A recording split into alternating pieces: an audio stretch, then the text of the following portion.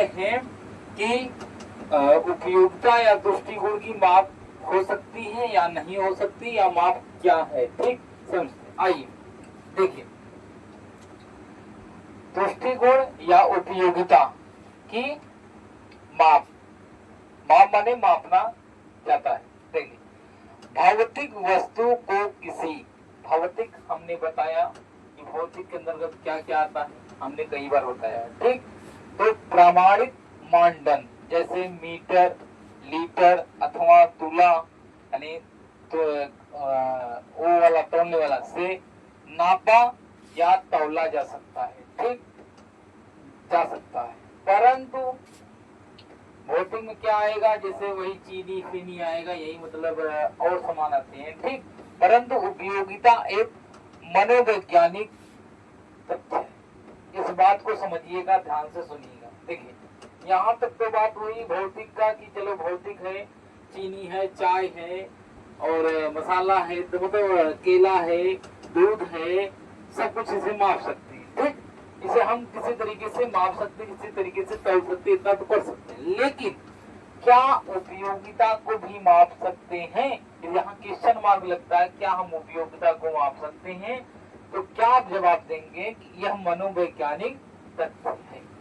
मनोवैज्ञानिक, मनोविज्ञानों ने इसे दिया है, यानी मन के अंतर्गत ये आता मनोवैज्ञानिक। ठीक, इसलिए इसे प्रत्यक्ष रूप से मापा नहीं जा सकता है। प्रत्यक्ष रूप से माने आप इसे माप, देखिए प्रत्यक्ष कह लीजिए या अप्रत्यक्ष। देखिए प्रत्यक्ष रूप कहता है कि आप इसे माप नहीं सकते।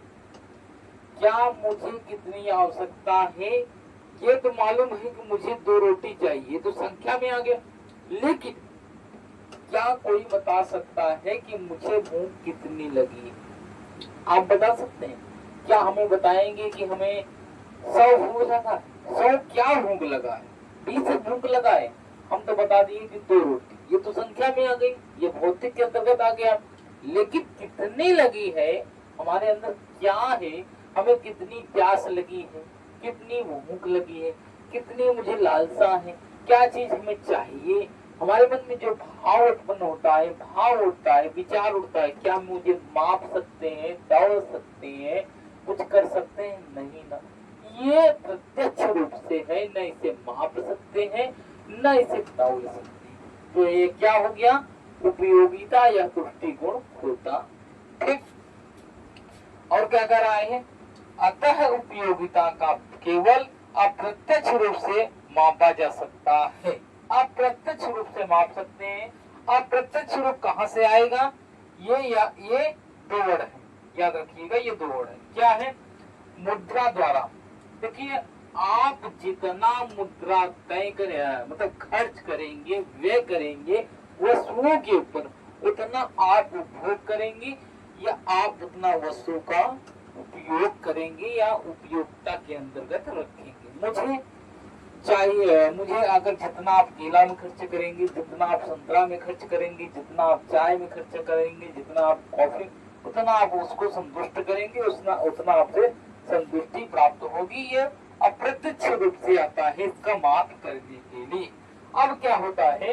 इकाइयों के द्वारा, यहाँ पर आप एक इकाई को पाने के लिए दूसरे इकाई को त्याग करना पड़ेगा। लेकिन सैद्धांतिक क्या कहता है कि आप यहाँ इस तरीके से नहीं कर सकते, इस तरीके से इसमें माप के अंतर्गत नहीं आता। ये आता है आपका वहाँ उपयोगिता के अंतर्गत।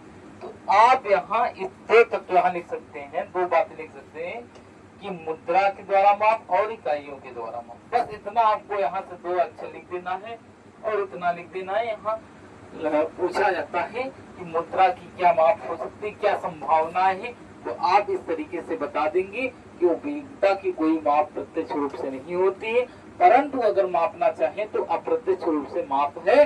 और ये भौतिक रूप के अंतर्गत अगर मापेंगे तो इसे लीटर में मापेंगे, इसे मीटर में मापेंगे, इसे तुला में मापेंगे, इसे नाथा और इसे तौला जा सकता है।